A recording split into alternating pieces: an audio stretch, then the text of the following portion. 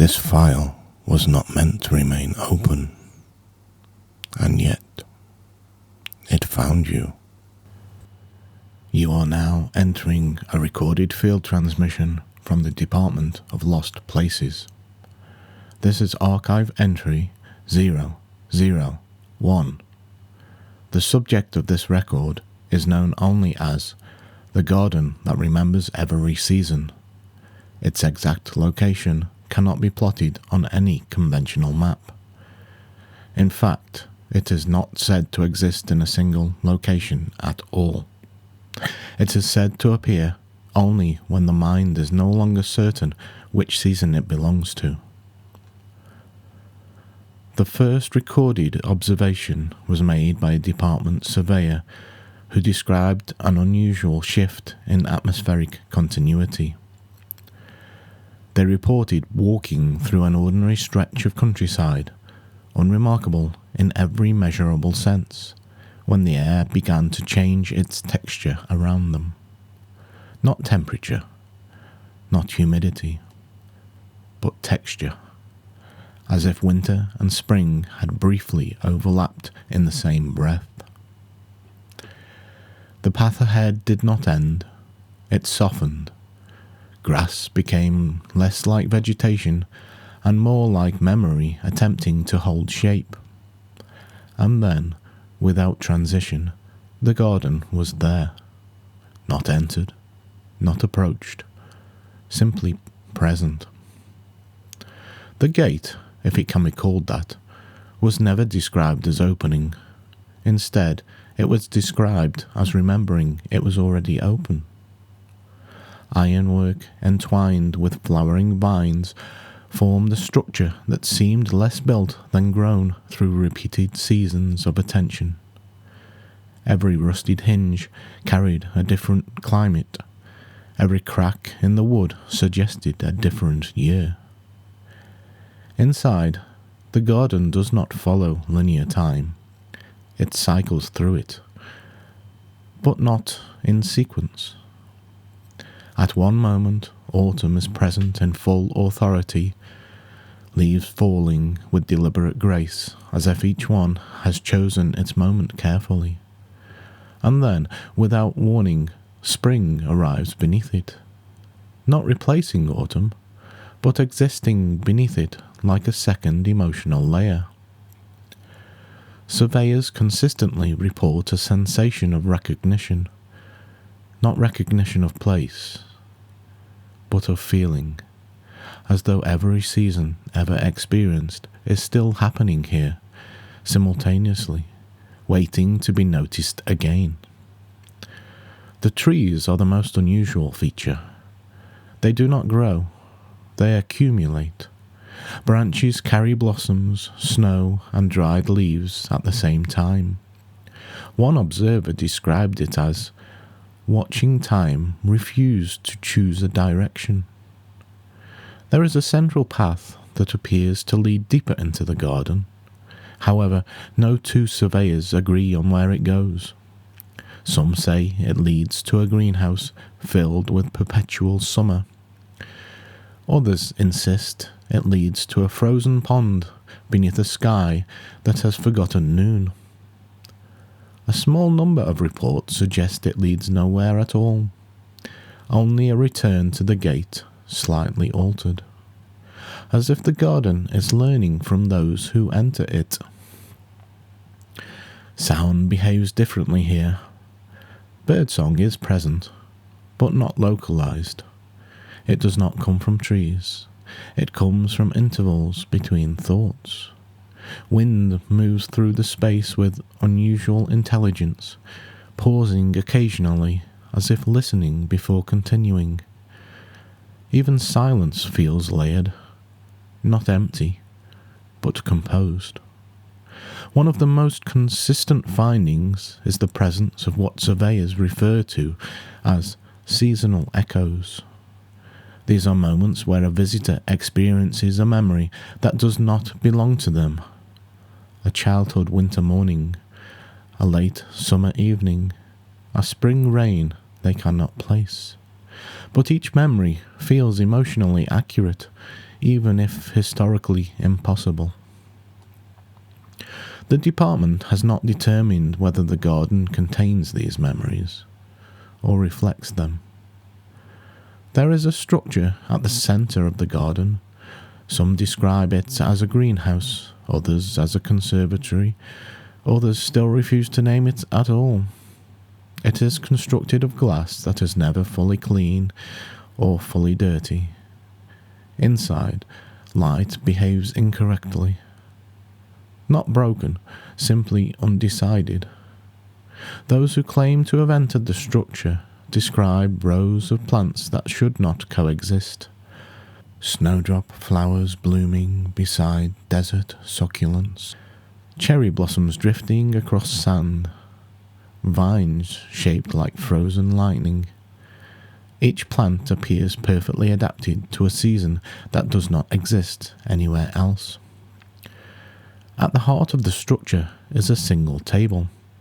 On it are placed 4 objects: a dried leaf, a fresh bud, a frozen petal, and something that cannot be classified, described only as a warm absence. No known surveyor has been able to explain the significance of this arrangement. However, all report the same sensation when viewing it: a quiet understanding that all seasons are occurring simultaneously, and that time is not passing through the garden. It is resting within it. There is one final and consistent observation. Visitors do not leave the garden in the same emotional season they entered. Those who arrive in grief often leave with something resembling spring.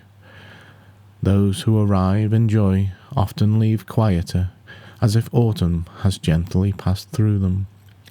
Not loss, not gain, adjustment. It is important to note that no physical evidence of the garden has ever been retrieved. No soil samples remain stable.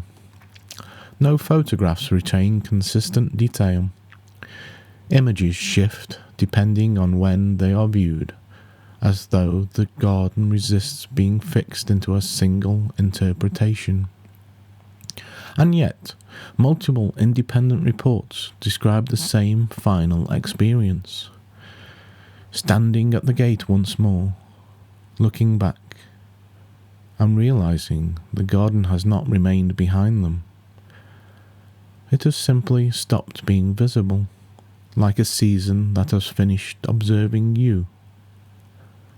The department classifies the garden that remembers every season as type, seasonal memory construct, non-linear habitat, emotional continuity site, access level, unrestricted in theory, unrepeatable in practice. Final note from the archivist. There are places that exist to be found. There are places that exist to be forgotten. And then there are places that exist only to remind you that everything you have ever lived through is still happening somewhere. Just not in the order you expected. This concludes archive entry 001. The record is sealed.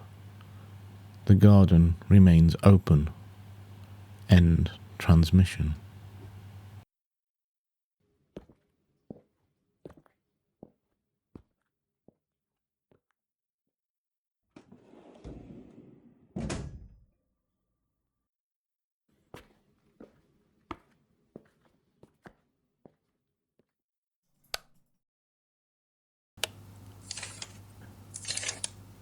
This file was not meant to remain open, and yet it found you. You are now entering a recorded field transmission from the Department of Lost Places. This is archive entry 002. The subject of this record is known as the House of Unfinished Summers. classification remains provisional. The structure has been observed intermittently for more than a century, though no two reports agree on its exact location. It has been described on distant coastlines, at the edge of forgotten villages, beyond overgrown orchards, along roads that no longer appear on modern maps, yet every account shares a peculiar certainty. Those who encounter the house insist they were not searching for it. Rather, they arrived while thinking about a summer they had never quite left behind. The first department record originates from a travelling surveyor who became separated from his route during an evening storm. The rain had ended, the sky had cleared, and yet the air carried the unmistakable feeling of a day that was not ready to finish. The light remained golden long after sunset should have arrived. Shadows stretched across fields but refused to deepen. Crickets sang continuously as though darkness had forgotten its cue. It was then that he noticed the house. The building stood alone upon a gentle rise, white painted walls weathered by years of sunlight, a wide veranda wrapped around the front.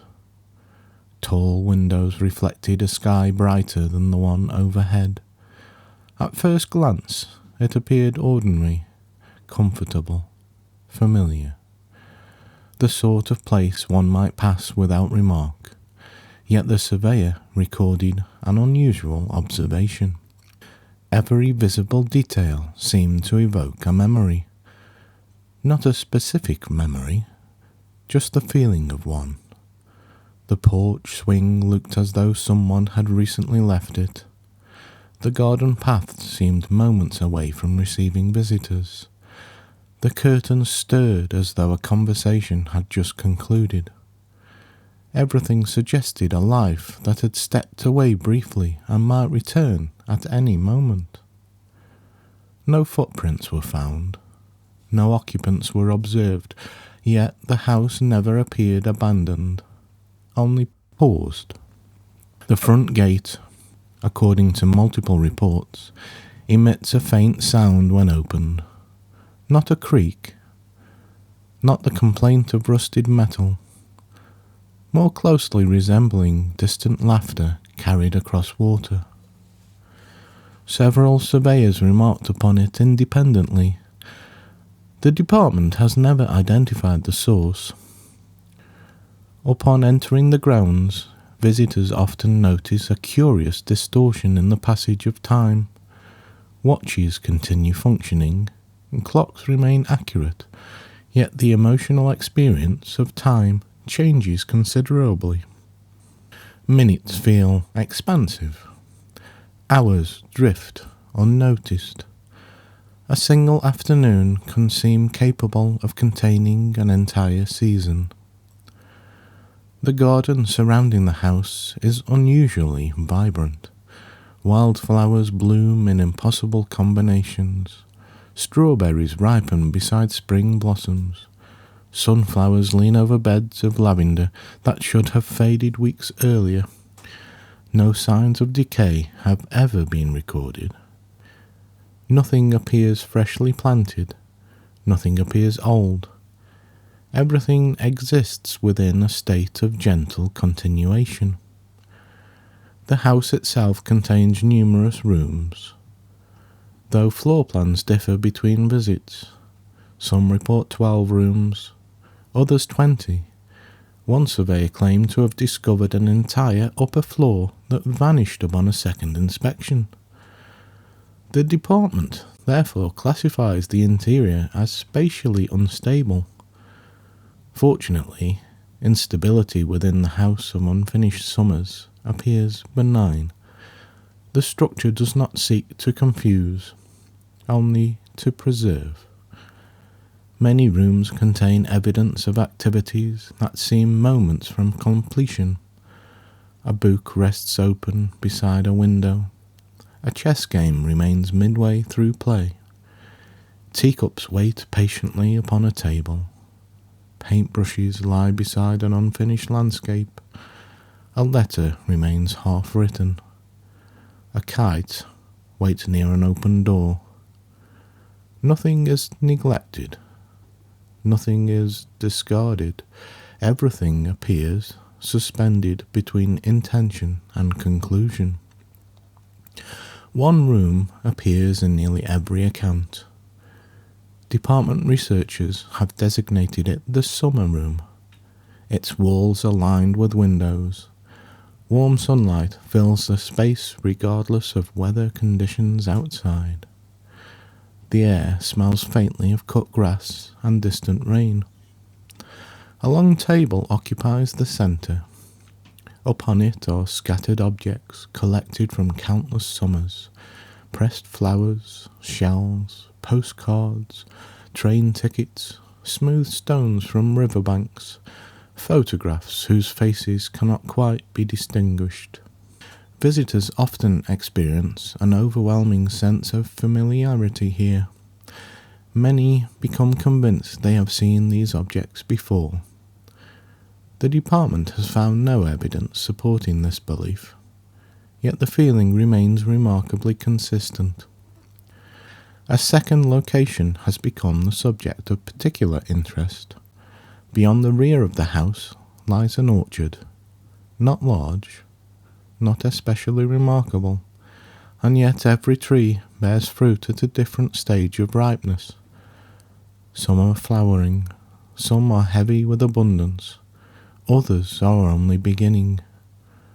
No harvest ever appears complete. No season ever fully passes. The orchard seems dedicated to the possibility of summer rather than its conclusion. Surveyor Eleanor Finch documented an unusual experience within the orchard. While resting beneath an apple tree, she became aware of voices nearby. Not clear enough to understand, not close enough to locate, she described them as conversations that almost happened. Future reunions, unsent invitations, journeys postponed until next year, promises waiting patiently for fulfillment. The voice carried no sadness, only possibility, as though the orchard preserved futures that had never been abandoned, merely delayed. This observation contributed significantly to the department's currently working theory. The house of unfinished summers may not preserve memories, it may preserve incompletions. Not regrets, not mistakes, not failures, but unfinished experiences. The holiday never taken, the book never finished, the friendship never entirely lost, the dream quietly postponed, the summer evening that seemed too beautiful to end. If this theory is correct, the house functions less as a location and more as an archive, a repository for things left open, a sanctuary for moments that resist finality. Perhaps this explains the most frequently reported phenomenon. Visitors often discover a room that appears uniquely prepared for them. The contents vary dramatically. A desk, a garden bench, a seaside window, a collection of maps, a half-completed journal. No two accounts are identical, yet all describe the same sensation. The room contains something they once intended to return to, something important enough to remember, and distant enough to forget. The department advises caution regarding these encounters, not because they are dangerous, but because many visitors express reluctance to leave afterwards. Several reports describe individuals spending hours within these personal rooms. A few believed only minutes had passed. One surveyor emerged convinced she had spent several weeks there. Objective measurements indicated 38 minutes. Eventually, all visitors encounter the same final location, a narrow veranda overlooking fields of long summer grass. The horizon glows with perpetual evening light. Not sunset, not daylight, a quiet moment between the two. A moment that never resolves. Several chairs face the landscape. One is always empty. No one knows for whom it waits. Visitors often remain there for some time, listening, observing, allowing the silence to settle. Many describe an unexpected feeling, not nostalgia, not happiness, not sorrow, something gentler. A recognition that not every meaningful experience requires an ending. Some things continue simply because they mattered. The departure from the house of unfinished summers is rarely remembered clearly. Most accounts describe looking away briefly, closing a gate, following a path, and discovering that the house is no longer visible. No footprints remain, no road leads back. The landscape returns to normal. The department classifies the House of Unfinished Summers as Type, Temporal Preservation Site, Memory Adjacent Habitat, Incompletion Archive, Access Level Rare but Recurring. Final note from the archivist. There are places that preserve history. There are places that preserve knowledge. And then there are places that preserve possibility. The House of Unfinished Summers appears to be one of them, a reminder that not everything unfinished is broken. Some things remain open because a part of us is still finding its way back to them. This concludes Archive Entry 002. The record is sealed. The veranda remains occupied. One chair remains empty. End transmission.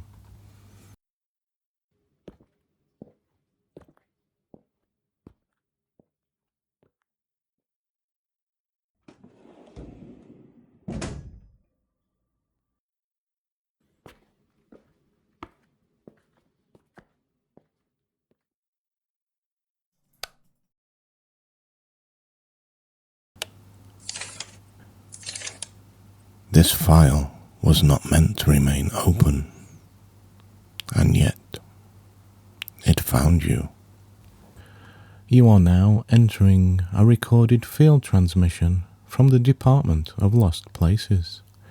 This is Archive Entry 003.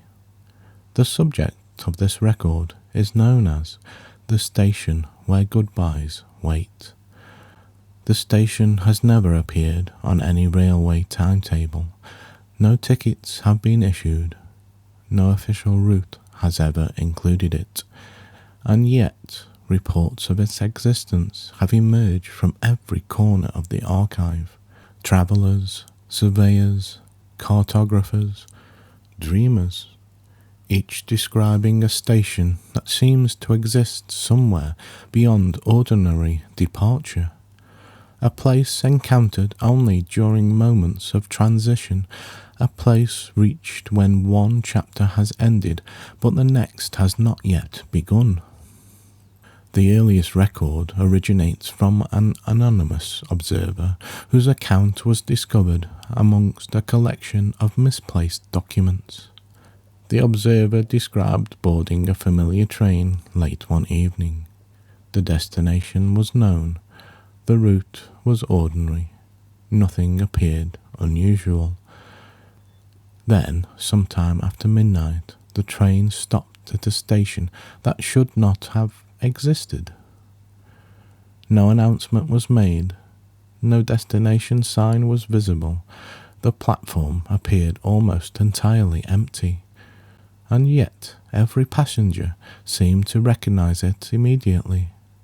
Not consciously, but in the way one recognizes a forgotten song after hearing only a few notes. The observers stepped onto the platform. The train doors closed behind them. When they turned to look back, the train had already departed. No sound of movement, no fading lights, simply gone, leaving only silence and the station. Department records consistently described the station as unusually calm, not abandoned, not busy, merely waiting, as though all activity occurs just beyond the edge of observation.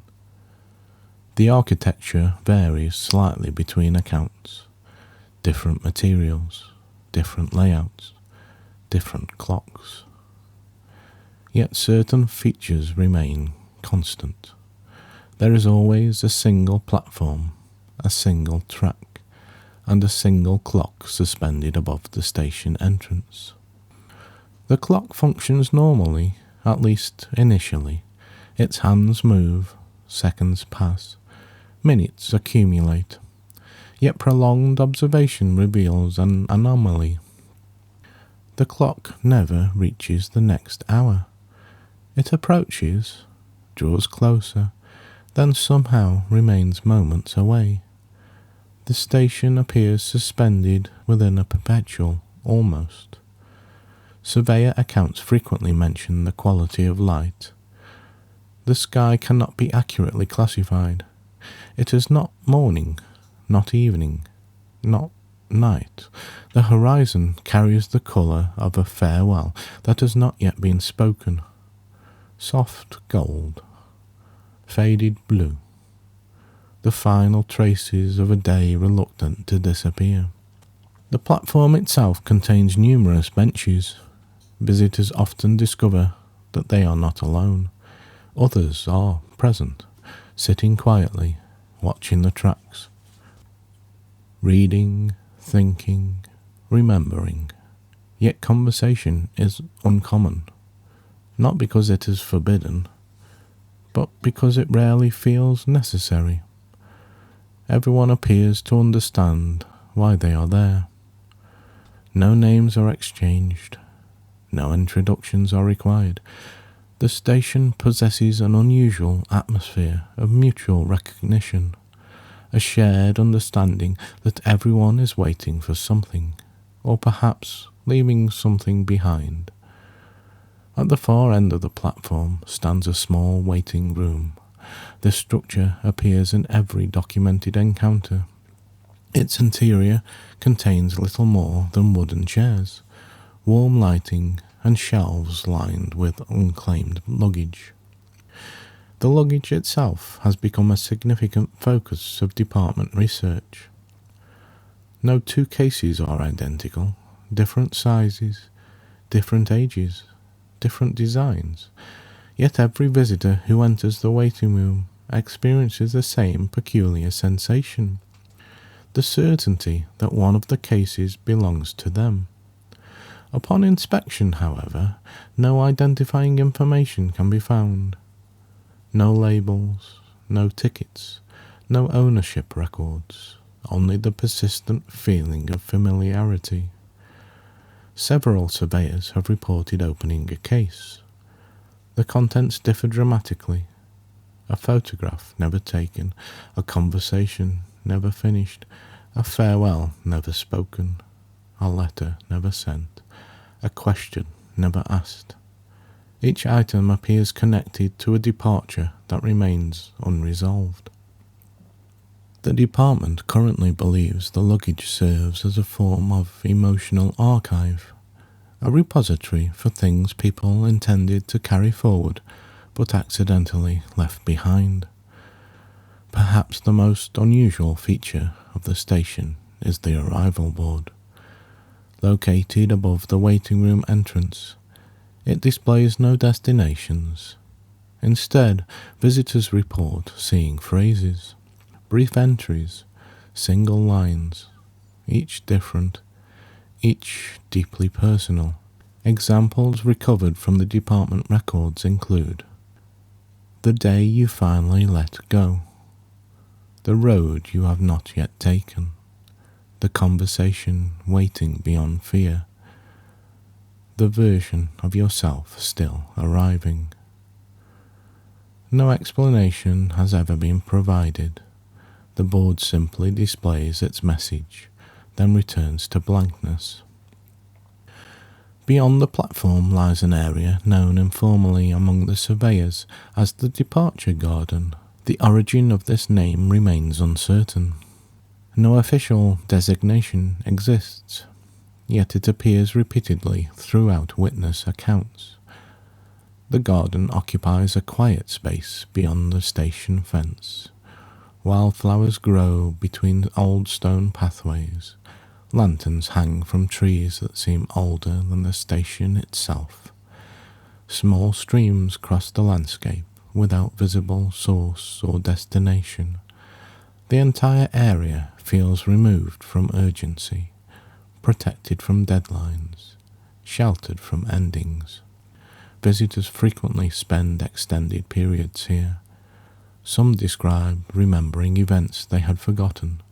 Others describe understanding events they had never fully understood. The garden appears to encourage reflection, not through force, through permission. One surveyor recorded an encounter with a gardener. The figure was elderly, though descriptions vary. Some report a young woman, others a middle-aged man.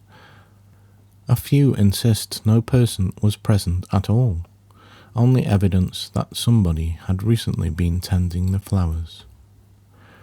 Regardless of appearance, all accounts agree upon a single statement. The gardener always offers the same observation. Nothing leaves here unfinished, only delayed. The meaning remains uncertain, yet the phrase has become closely associated with the station. As with many locations documented by the department, time behaves unusually. Visitors often believe they have remained at the station for hours, sometimes days, yet upon returning only a short period has passed. Occasionally the reverse occurs. Minutes become years of reflection. A brief pause become a profound journey. Perhaps this is because the station does not operate according to ordinary time. It operates according to readiness. The most significant event within every recorded encounter is the arrival of the train. Eventually it appears, always from the same direction, always emerging from a distant curve in the tracks, always arriving silently. Descriptions vary considerably. Some trains appear modern, others antique. A few seem impossible to classify, yet all inspire the same response: recognition, not of the train itself, but of the moment. Passengers understand instinctively that this train is theirs, not because it belongs to them, because they are finally prepared to board it. No conductor has ever been observed, no destination has ever been announced, and no visitor has successfully remained behind once the train arrives. The station itself seems to understand when waiting is complete. Those who board report little of the journey that follows. Most memories become indistinct, like dreams fading at sunrise. Yet nearly every account includes the same final impression: a feeling of lightness, not because something has been lost, but because something has been released. The department therefore proposes the following theory. The station where goodbyes wait is not a place of endings. It is a place of preparation, a threshold between holding on and moving forward, a sanctuary where departures gather themselves before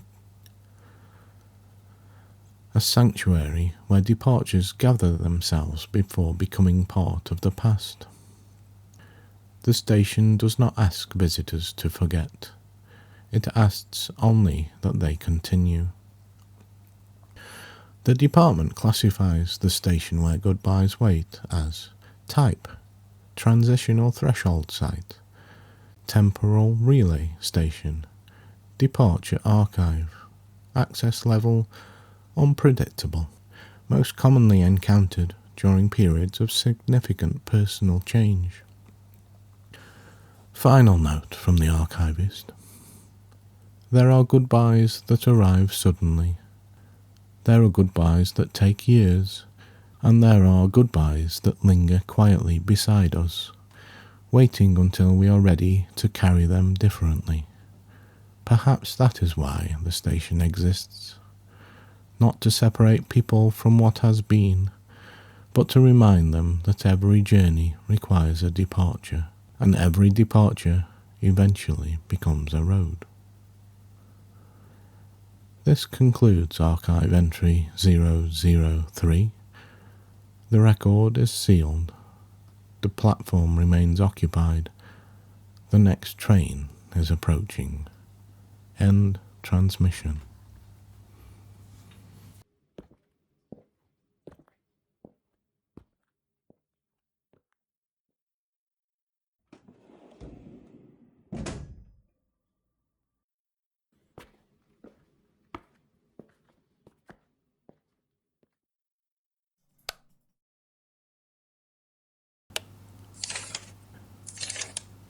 This file was not meant to remain open, and yet it found you.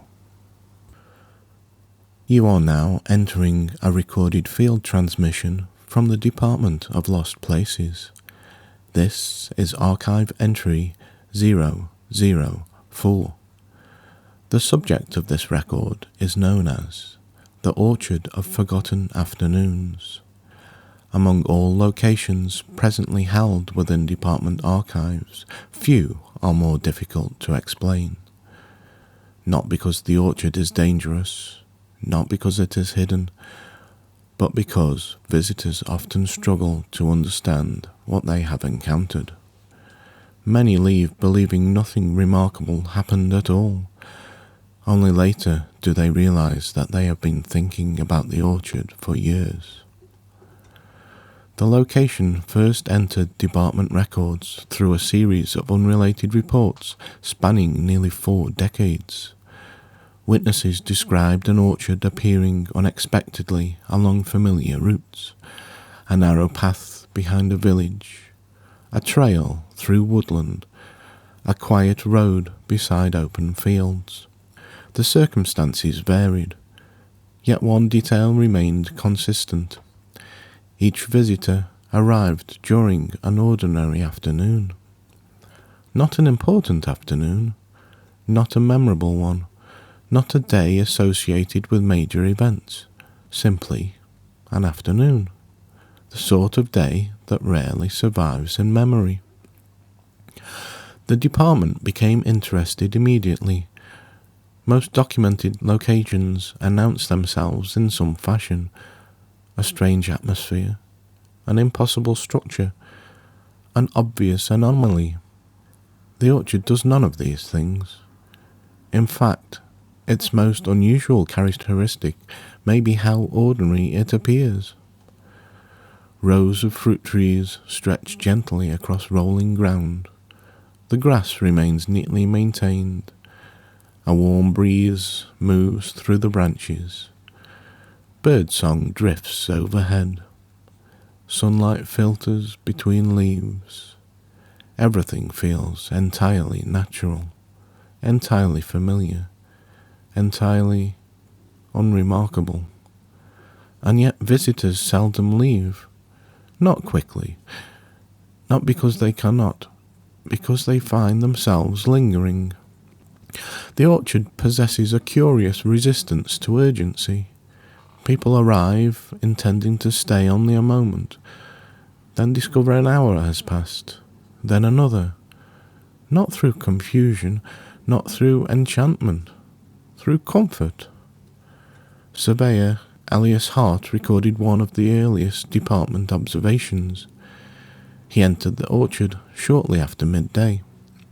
According to his notes, he spent the afternoon walking amongst the trees, occasionally sitting beneath them to rest. Nothing unusual occurred. No strange figures appeared. No mysterious voices spoke. No impossible architecture revealed itself. When he eventually departed, he filed a report consisting of only 4 words. I miss it already. At the time, department analysts considered the report incomplete. Years later, it regarded as one of the most accurate descriptions ever submitted. The trees themselves appear ordinary. Apple trees are most commonly reported, though pears, plums, cherries, and varieties unknown to modern botany have also been documented. Fruit remains abundant throughout the orchard. Visitors may eat freely. No adverse effects have ever been observed. Interestingly, no visitor can clearly recall the taste afterward, only the feeling associated with it. Warmth, contentment, ease. A sense that nowhere else was required. The department currently believes this phenomenon is significant. The orchard appears less concerned with preserving events than preserving emotional atmosphere. A recurring feature within witness accounts involves scattered benches positioned throughout the grounds. Each bench overlooks a slightly different view: a hillside, a distant field, a cluster of trees, a narrow stream. Visitors frequently choose one without conscious deliberation. They remain seated far longer than intended. Several surveyors describe experiencing brief recollections whilst resting. Not major memories, not life-changing moments, something smaller. A forgotten bicycle ride, the sound of insects on a summer day, a cloud formation observed from a garden wall, the feeling of grass beneath bare feet, a book read beneath a tree, the smell of laundry drying in sunlight. Such memories often arrive unexpectedly, without narrative, without explanation, without emotional force, and yet many visitors report becoming deeply moved by them. Department researchers have proposed a simple theory. Perhaps the orchard specializes in moments too small to survive elsewhere. Human memory naturally preserves milestones, birthdays, achievements, departures, celebrations, losses. But ordinary afternoons often disappear entirely. Not because they lacked value, because nothing demanded their preservation. The orchard may function as a repository for these neglected fragments. One particularly fascinating feature is known among surveyors as the long shade path. The path appears only during certain visits. Descriptions remain remarkably consistent. A narrow trail extending between rows of trees. Shadows stretch across the grass despite the apparent position of the sun. The air grows quieter, softer, more reflective. Those who follow the path often encounter what department records describe as afternoon echoes. An afternoon echo is not a ghost, nor a memory. It is something more subtle, a glimpse of a moment that almost vanished entirely. Visitors might see a child running through long grass, a grandparent resting beneath a tree, friends sharing a conversation on a distant summer day, a figure reading quietly beside a river. The scenes are brief, silent, and strangely incomplete, like fragments rescued from the edge of forgetting. No observer has ever recognized the individuals involved, yet many experience a profound sense of familiarity, as though witnessing moments belonging to everyone and no one simultaneously. At the centre of the orchard stands a single enormous tree. The department refers to it as the keeper tree, not because of any verified function, simply because no better name has been found. The tree is significantly older than the surrounding orchard. Its branches extend across an astonishing distance. Its trunk appears shaped by centuries of weather. Visitors often gather beneath its canopy. Many reports indicate an unusual sensation while standing there. The feeling that time had slowed sufficiently for unnoticed details to become visible. Wind through leaves, distant birds, the movement of clouds, the shifting quality of sunlight, small things, things usually overlooked. One surveyor wrote, "The tree did not show me anything new. It showed me things I had stopped noticing." The department continues to regard this statement as important. Beneath the keeper tree rests a simple wooden sign. Unlike many features within lost places, the sign contains no mystery, no hidden language, no coded message, only a single sentence. Nothing important happened here. Visitors frequently laugh upon reading it. They become unexpectedly thoughtful, because the longer one remains in the orchard, the less true the statement appears. Nothing important happened, and yet everything happened. Conversations, sunlight, rest, presence, life itself unfolding without announcement. Some surveyors have suggested a possible connection between the orchard and another archived location, the House of Unfinished Summers. Specifically, the orchard visible beyond the veranda described in archive entry 002. No evidence currently supports this theory, yet similarities have been noted. The department remains open to further investigation. Departure from the orchard occurs gradually. Unlike other documented locations, there is no clear threshold, no gate, no station, no train. Visitors simply continue walking, and eventually discover the orchard has become an ordinary field. The trees are gone, the path has vanished.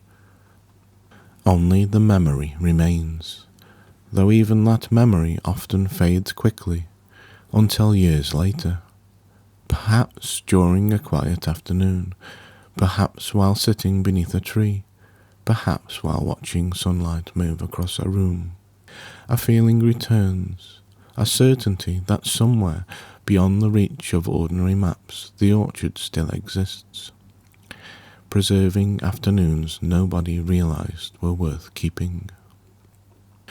The department classifies the Orchard of Forgotten Afternoons as type, memory preservation site, atmospheric archive, temporal ecology zone, access level occasional, most frequently encountered during periods of unstructured wandering. Final note from the archivist. History remembers great events. Maps remember great journeys. But a life is not built entirely from great things. Sometimes its foundations are quieter. An afternoon with nowhere to be. A conversation without urgency. A patch of sunlight beneath a tree. The orchard appears dedicated to preserving such moments, not because they were extraordinary, but because they happened, and because, in ways we rarely notice, they mattered. This concludes archive entry 004. The record is sealed. The benches remain occupied. The afternoon continues. End transmission.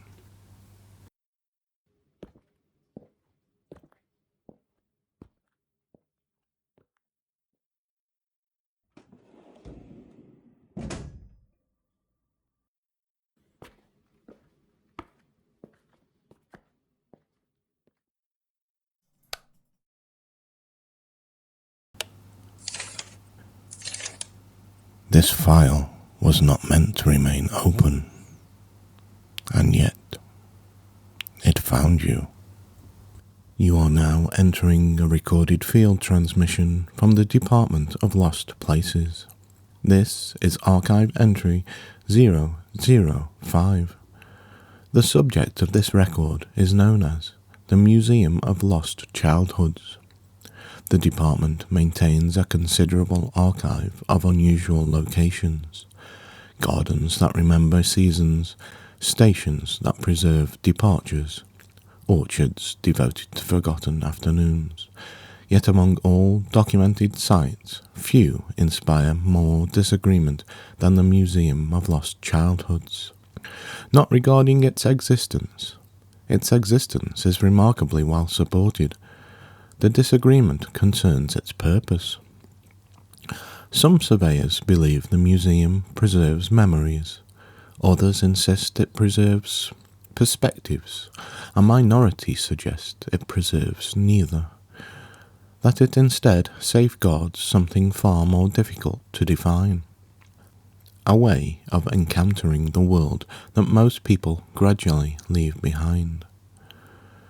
The museum is rarely discovered intentionally. Like many locations held within department records, it appears during moments of unexpected transition, most commonly while travelling alone, walking through unfamiliar streets, exploring old buildings, visiting places once known well but not seen for many years. The entrance itself is surprisingly modest. Visitors describe an ordinary doorway, a small archway, a narrow corridor, occasionally a staircase. Nothing grand, nothing theatrical, nothing that suggests a museum should exist beyond it. Yet, upon crossing the threshold, visitors consistently report the same sensation, the feeling that everything has become slightly larger, not physically larger, experientially larger. Distances seem greater, ceilings appear higher, rooms feel more expansive. The world acquires a scale that adults rarely encounter, a scale more familiar to children. The department considers this the first indication that a visitor has successfully entered the museum. Unlike conventional museums, there are no maps, no information desks, no admission tickets, no clearly marked exhibits. Instead, visitors wander naturally from one gallery to another, as though the building already knows where they need to go. The first gallery appears in nearly every account. Department researchers refer to it as the room of small discoveries. The room contains countless display cases. Inside each rests an object. Most are entirely ordinary. A feather, a smooth stone, a shell, a button, a stick with an unusual shape, a marble, a leaf pressed between pages. Individually, none possess obvious significance, yet visitors often spend long periods examining them. Not because the objects themselves are remarkable, because they remember a time when such objects could be. A common observation appears throughout witness reports. People do not remember finding these exact items. They remember caring about similar ones. The museum appears less interested in preserving possessions than preserving importance. One surveyor recorded the following note. I had forgotten that there was once a period of my life when finding an interesting stone felt like a genuine discovery. The department continues to regard this statement as highly representative of the museum's function. Further within the building lies a corridor known informally as the Hall of Questions. The corridor is unusually long. Its walls contain thousands of framed cards. Each card displays a single question. Why is the moon following us? Where does the wind go? Can trees recognize people? What lives beyond the horizon? What happens to forgotten dreams? The questions become increasingly unusual as the corridor continues. Some are whimsical, others profound. Many remain unanswered. Visitors frequently report a growing sense of recognition while reading them, not because they know the answers, but because they remember asking similar questions themselves.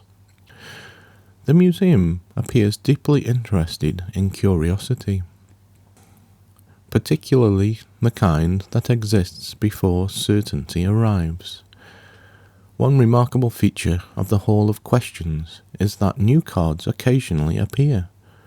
Surveyors have documented this phenomenon repeatedly. Questions emerge where none existed moments earlier, always written in the same hand, always directed towards possibility rather than conclusion. The department has never identified the author. Beyond the corridor stands one of the museum's most discussed exhibits, a gallery designated as the Room of Impossible Distances.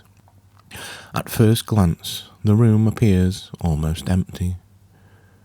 Only a series of windows overlook different landscapes. A school playground, a wooden path, a coastline, a distant hill, a quiet street.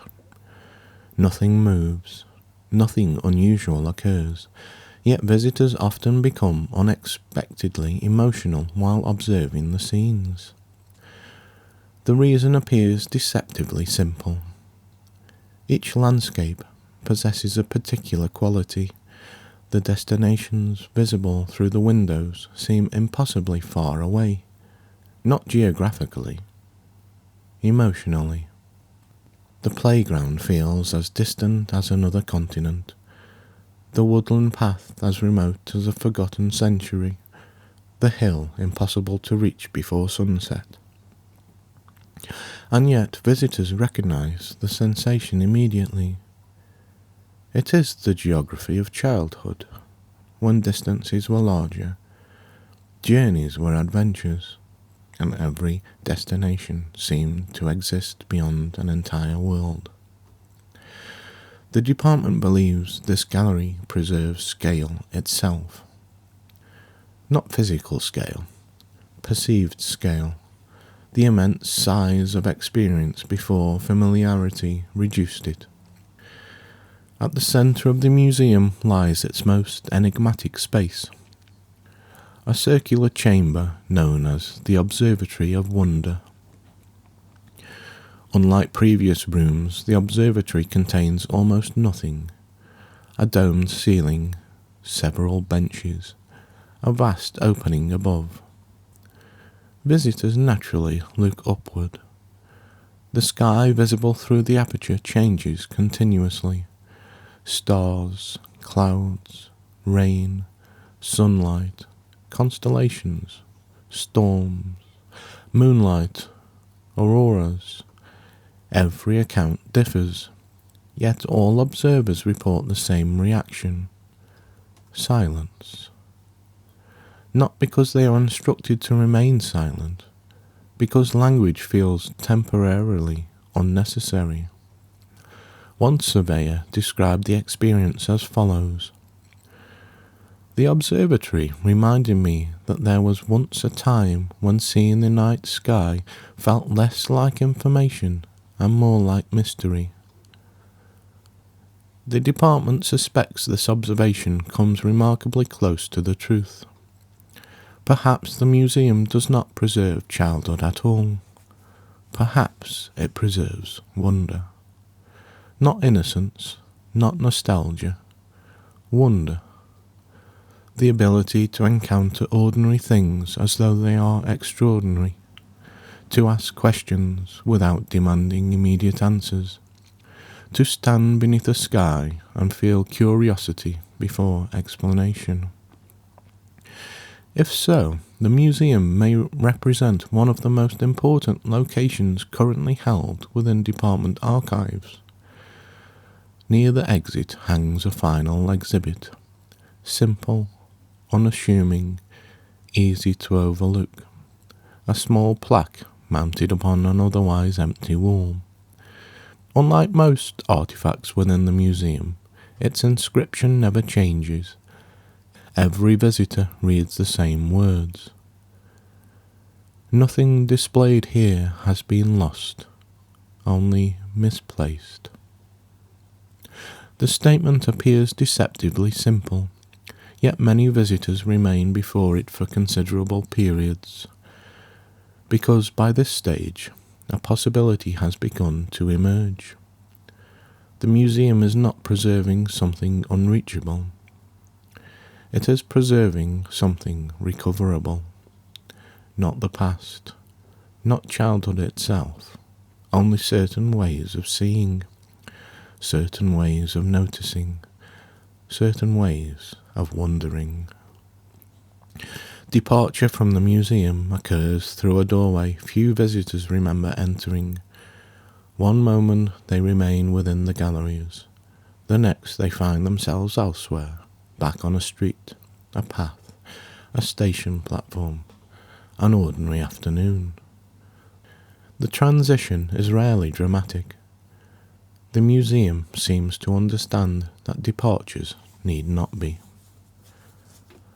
The department classifies the Museum of Lost Childhoods as type, perceptual preservation site, wonder archive, cognitive heritage repository, access level, rare, most commonly encountered during periods of reflection, change, or unexpected curiosity.